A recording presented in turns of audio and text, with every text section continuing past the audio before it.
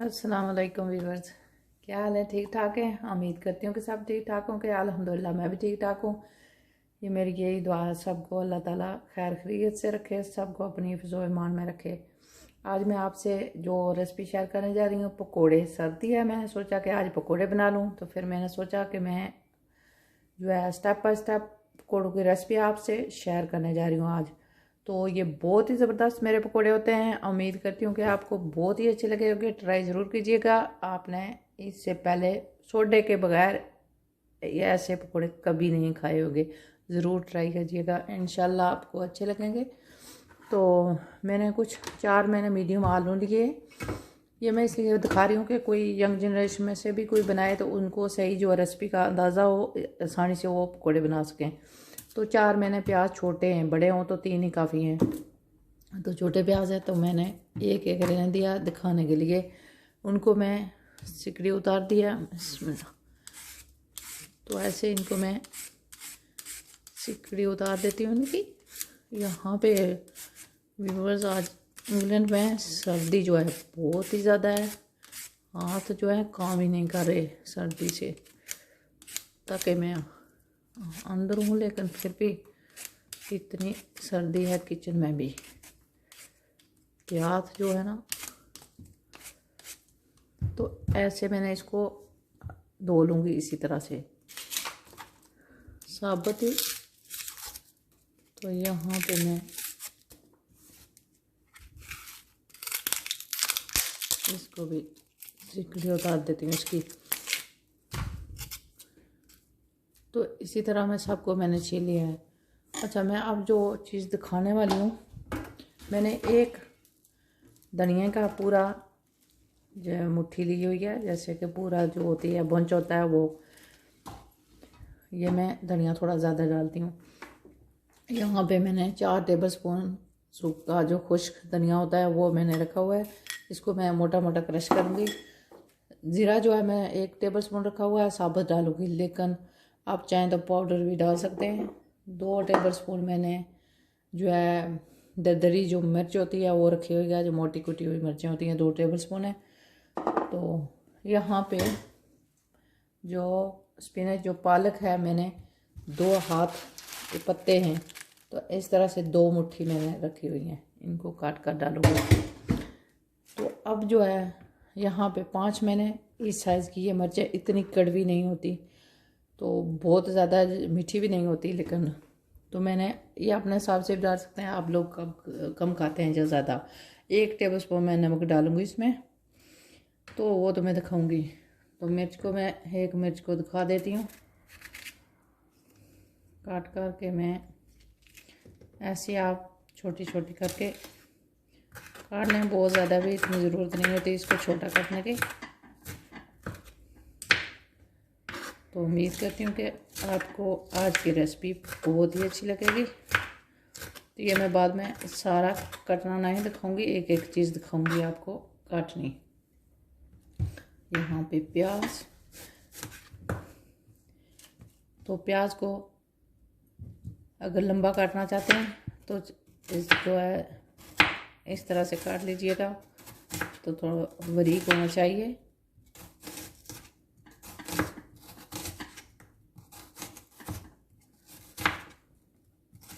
मोटा नहीं होना चाहिए, इस तरह से। तो मैं काटूंगी और मशीन से भी दिखाऊंगी कि मैं किस तरह इसको काटूंगी। मैंने सोचा कि थोड़ा सा जो लोग छुरी से काटेंगे तो इस तरह से पतला होना चाहिए, मोटा नहीं होना चाहिए। तो यहाँ पे आलू दिखाती हूँ कि मैं कितने बारीक काटना चाहती हूँ। तो आलूओं को हमेशा थोड़े से पतले काटें ताकि अच्छी तरह पक जाएं। इस तरह से अगर छुरी से काटें, मैं इसे जो वेजिटेबल चॉपर होता है उसे चॉप करने वाले उसे कर लेती हूँ, लेकिन मैं छुरी से बहुत ही कम कर जो आलू के लिए करती हूँ बहुत ही कम करती हूँ। लेकिन इस तरह से आप काट सकते हैं, वो मैं दिखा दूँगी कि मैं किस तरह ने मैंने उनको काटना। तो मेरा ये मकसद नहीं है कि मैं वीडियो को लंबा करूं, वीडियो लंबी बनाऊं, पहले मैं दिखा देती हूँ, आलू को काट लेती हूँ, फिर प्याज को दिखाती हूँ। अच्छा, ये असल में इसका जो है, अब ये काफ़ी पुराना 20 साल पुराना हो चुका है, लेकिन माशाल्लाह बहुत ही इसकी अच्छी क्वालिटी थी। अब नहीं, पता नहीं मिलता भी है या नहीं कहीं इंटरनेट पे अब ये, क्योंकि थोड़े से इसको क्रैक करने शुरू हो गए हैं। क्योंकि बहुत अच्छे का उस वक्त मैंने 20 पौंड का लिया था इंटरनेट से, तो अब पता नहीं 20 साल बाद मिलता भी है इस तरह का या नहीं, तो ट्राई ज़रूर करूँगी। ये सेफ्टी के लिए इस तरह इसको काट सकते हैं, लेकिन यहाँ पे मैंने राउंड नहीं काटना है, तो इसको यहाँ कट भी लगा सकते हैं इस तरह से छुरी से। तो अगर साबुत राउंड रखना चाहते हैं, गोल काटना चाहते हैं, तब भी तो ये इसकी सेफ्टी के लिए ये इस्तेमाल होता है। इसके साथ मैं, अब मुझे आदत हो गई है तो मैं इसी तरह कर लेती हूँ हाथों के साथ भी, वरना ये जब नया होता है तो बहुत ही डेंजरस होता है अगर इसके बिना आप काटेंगे तो ये इसके साथ होता है काटने के लिए।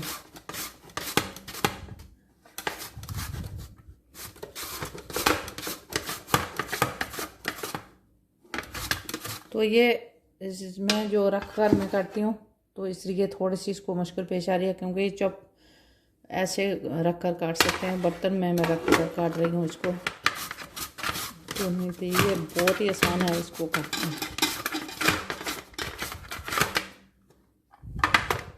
ऊपर से जब ये छोटा हो जाता है तो इसको दबाना पड़ता है, फिर इसको दबाएंगे अपने हाथ की मदद से। तो मैं इसको इसी तरह काटूंगी। देखें, ये बिल्कुल बारीक से काटे जाते हैं इसके साथ। तो इसी तरह मैं प्याज को भी दिखाती हूँ, क्योंकि मैं वीडियो छोटी बनाना चाहती हूँ सिर्फ। तो प्याज भी मैंने लगा लिया है।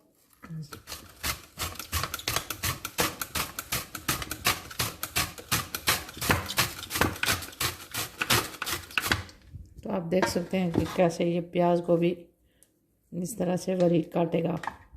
तो इसी तरह मैं सबको काट लूँगी। धनिया पालक जो है मैं छुरी से काटूंगी, क्योंकि मैं पालक के पत्ते इस्तेमाल कर रही हूँ, तो वो थोड़ा सा मुश्किल पेश आएगा इस पर काटने से। तो ऐसे वैसे तो ऐसे ही काट सकते हैं। अगर इसको धनिया को थोड़ा सा दिखा देती हूँ, क्योंकि यहाँ पे मैं इस ऐसे करके भी इससे काट सकते हैं। अगर धनिया या साग वगैरह इससे काटना हो तो इस तरह से, लेकिन ये थोड़ा सा तजर्बा भी चाहिए होता है साग काटने के लिए, इसके हर कोई इससे नहीं काट सकता। अब क्योंकि मुझे जो है 20 साल हो गए इसको इस्तेमाल करते हुए, इसलिए मैं इसे आसानी से काट सकती हूँ इसको इसके साथ इस तरह से। एक बिल्कुल साग जो है छोटा छोटा इसको काट सकता है, क्योंकि मैं इसको बहुत मैंने इस्तेमाल किया है साग काटने के लिए, प्याज आलू काटने के लिए।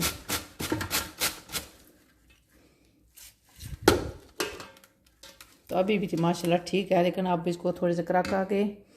तो चलिए अब मैं सब चीज़ों को काट कर दिखाती हूँ। दिखा दिया है कि कितनी चीज़ें मैंने इस्तेमाल करनी है। तो व्यूअर्स, यहाँ पे मैं अब सिर्फ इन चीज़ों को मिक्स करने लगी हूँ, तो आपको दिखा रही हूँ कि आप ज़्यादातर, एक मेरी बहन ने शिकायत की थी कि आप दिखाती नहीं है मिक्स करना, तो मैं आज आपको अच्छी तरह मिक्स करना दिखाऊंगी। तो चीज़ें मैंने वो ही काटी हैं। 4 मीडियम साइज़ के आलू थे और 4 छोटे साइज़ के प्याज थे। अगर बड़े हों तो 3 ही काफ़ी हैं, तो 5 से 6 मिर्चें ये हरी डाल सकते हैं। तो ये एक में बंच जो है, एक गड्डी धनिया की है, हरे धनिया की। तो यहाँ पे 2 मुट्ठी या 2 हाथ मैंने पालक रखी हुई है, काट कर इसको मैंने काट लिया है। ये पत्ते से थे बस। तो इसको कुछ लोग डालते हैं, कुछ नहीं डालते। तो मैं आज पालक भी डाल रही हूँ यहाँ पे मैं दिखाती हूँ। 1 टेबलस्पून साबुत ज़ीरा डाल रही हूँ। आपकी मर्ज़ी है कि आप पाउडर डालें या साबुत भी डाल सकते हैं। 2 टेबलस्पून में डाले जा रही हूँ देखो मोटी कुटी हुई मिर्च।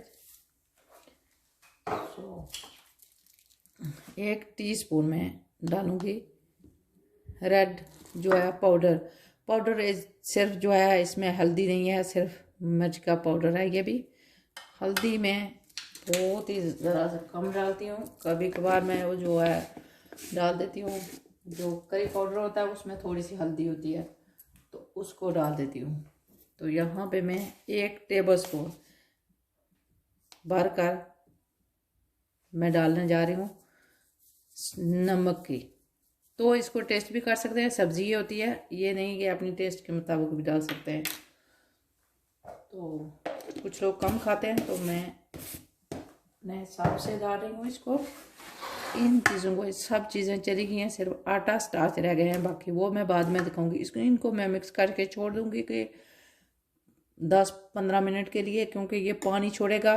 फिर इसको मुझे पानी डालने की भी इतनी ज़रूरत नहीं पड़ेगी, शायद काम थोड़ी सी को कभी पड़ जाए, लेकिन पानी छोड़ देगा अगर आधा घंटा या इसको पहले नमक जो है इसको चीज़ें डालकर छोड़ दें मिक्स करके। 4 टेबल स्पून मैंने खुश्क धनिया लिया है, इसको मैंने मोटा सा सिर्फ ऐसे क्रश कर लेना।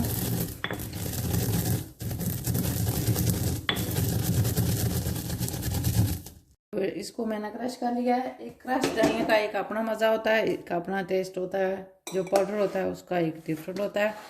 तो मैं हमेशा कबाब बनाऊं या पकौड़े बनाऊं, मैं इसको क्रश करके डालती हूँ। तो इसको भी मैं डाल देती हूँ। अब यहाँ पे आज मैं ग्लव के बगैर आपको दिखा रही हूँ कि मैं ऐसे ही मिक्स कर दूँगी, लेकिन वैसे मुझे प्रॉब्लम है हाथों में, मैं इसलिए ग्लव पहनती हूँ, क्योंकि इनकी से जो है सर्द लगती है मुझे हाथों को, जो मिर्चें होती हैं इनसे, हरी मिर्चों से। बस तो मैं इनको मिक्स करके छोड़ देती हूँ। बस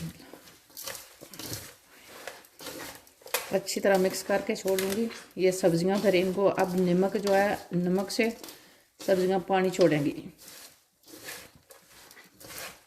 तो फिर मैं आटा जब मिक्स करूँगी तो मुझे इतना पानी डालने की ज़रूरत नहीं पड़ेगी।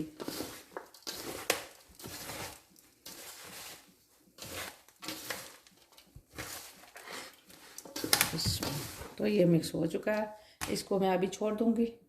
तो व्यूअर्स अब मैं तकरीबन इसको 20-25 मिनट हो गए हैं यहाँ पे, ऐसे में मिक्स करके मैंने छोड़ दिया था।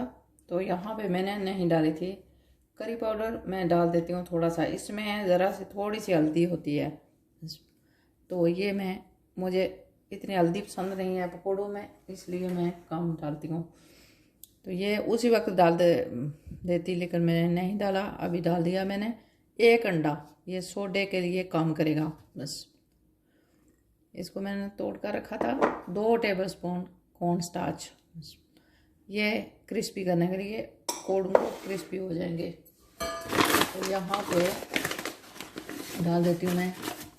तो देखें, मुझे जो बेसन ज़्यादा होता है जिन पकौड़ों में, बिल्कुल मुझे पसंद नहीं है वो पकौड़े, या जिनमें हल्दी ज़्यादा होती। तो बिस्मिल्लाह 1 कप मैंने बेसन का डाला, 2 डाल दूँगी अभी। अच्छा, अगर थोड़ा सा कम हुआ तो बेसन में डालने में कोई, बस 2 कप बेसन। अब मैं इसको करने लगी हूँ मिक्स। बिस्मिल्लाह। तो अंडा डालने से पहले आप मसाले को बेशक टेस्ट कर लीजिएगा। अच्छा, अंडा अब बाद में भी डाल सकते हैं यहाँ पे। तो देखें, अब मैं इसको करती हूँ मिक्स, फिर मुझे पता चलेगा कि मुझे अगर ज़रूरत पड़ी तो मैं थोड़ा सा बेसन डाल दूँगी, फिर और डालूँगी।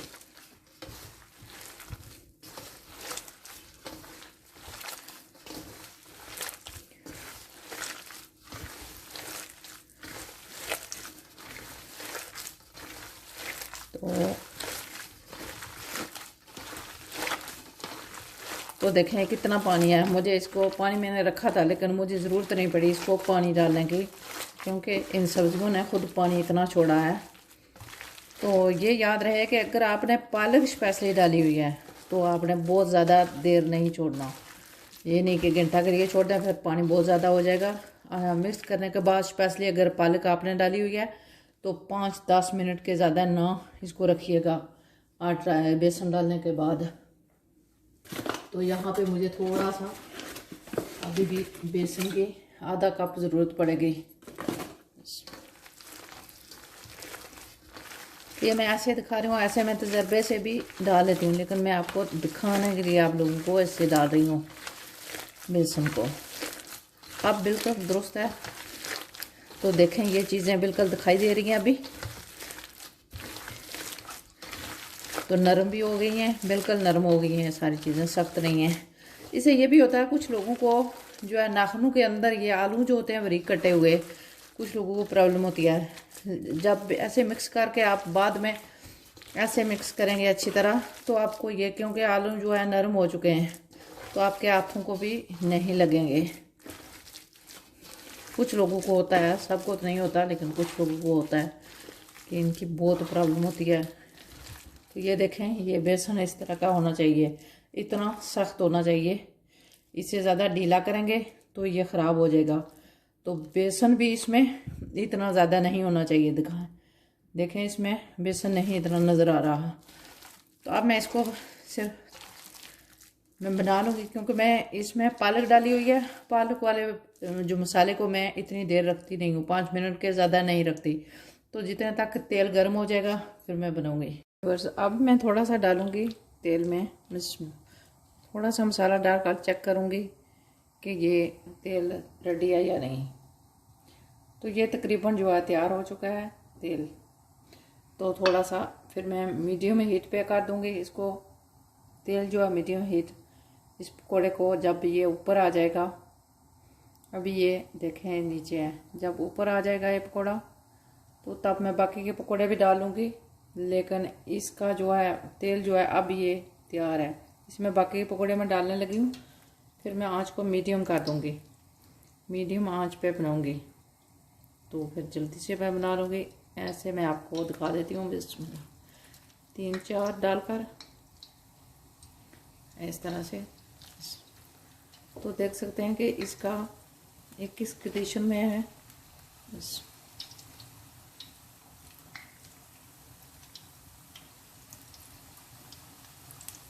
तो अब मैं इनको थोड़ी देर के बाद हिलाऊंगी। जो तैयार हो जाएगा उसको निकाल लूँगी, जो नहीं उसको रहने दूँगी। तो आँच को कर देती हूँ मीडियम।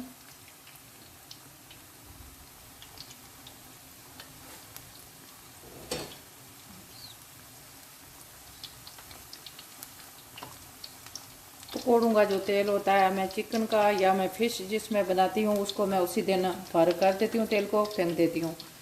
लेकिन पकोड़े या चिप्स उसको मैं 2-3 बार इस्तेमाल कर लेती हूँ फिर तेल को, क्योंकि ये तेल ख़राब नहीं होता जिसमें पकोड़े बनाए जाते हैं या चिप्स बनाए जाते हैं। बाकी जो चीज़ें कबाब, चिकन, फ़िश, वो तेल दोबारा इस्तेमाल करने के काबिल नहीं रहता।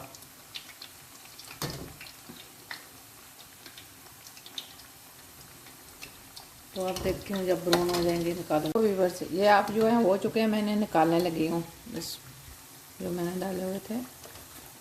तो दिखाती हूँ, ये बिल्कुल क्रिस्पी और बहुत ही बिस्मिल्लाह। अच्छा, कॉर्न स्टार्च नहीं डालेंगे तब भी ये अंडे वाले पकौड़े जो हैं बहुत ही ज़बरदस्त होते हैं। ऐसे भी आप ट्राई कर सकते हैं इसको, ये बहुत ही ज़बरदस्त होते हैं। ऐसे मैं सबको बनाकर अब दिखाऊंगी एंड पे। तो उम्मीद करूँगी कि आपको बहुत ही अच्छी लगेगी ये रेसिपी। तो व्यूअर्स अब मेरे पकोड़े जो है तैयार हो चुके हैं। यहाँ पे मैं दिखाने लगी हूँ बिस्मिल्लाह कि इनको कैसा होना चाहिए। ये देखें कि पकोड़ों में चीज़ें नज़र आनी चाहिए, ये नहीं कि बेसन ज़्यादा डालकर वो डड्डू की तरह बन जाते हैं तो बीच से भी कच्चे भी रहते हैं। बिस्मिल्लाह। तो ये देखें अंदर से भी ये कच्चे भी नहीं हैं, तो चीज़ें कैसी दिखाई दे रही हैं। तो ये बिल्कुल हर चीज़, इसको मैं रेसिपी जो डिस्क्रिप्शन में लिखूँगी हर चीज़ को लिख दूँगी। अगर आपने रेसिपी को नोट करना है या यहाँ वहाँ जाकर देख लीजिएगा, रेसिपी में डिस्क्रिप्शन में जाकर चेक कीजिएगा। इसके साथ मैंने चटनी बनाई है या अखरोट और बादाम डालकर। तो ये जो है ये टिप है इसमें, जो बादाम अखरोट क्यों डाले जाते हैं। तो ये भी इस एंड तक देखिएगा कि मैं इस वीडियो को भी साथ में अपलोड कर दूँगी, चटनी वाली को भी। तो सोच रही हूँ कि इन पकौड़ों के साथ डालूँगी या अलग डाल दूँगी, वो देखूँगी। लेकिन इसमें टिप दिखाऊंगी कि कैसे ऐसे अखरोट या बादाम डालने से क्या फ़ायदा होता है इसका। तो उम्मीद करती हूँ कि आज की रेसिपी आपको बहुत ही अच्छी लगी होगी, बहुत ही ज़बरदस्त लगी होगी। तो अगर ट्राई करेंगे तो कभी मायूस नहीं होंगे। ये बिल्कुल अच्छी है, तो इसमें कोई बिल्कुल आसान भी है। तो इंशाल्लाह आपको ये वीडियो मेरी आज की रेसिपी बहुत ही अच्छी लगी होगी। अगर अच्छी लगे तो लाइक और शेयर भी कीजिएगा और चैनल को सब्सक्राइब भी कीजिएगा। दुआ में याद रखिएगा। अस्सलाम वालेकुम।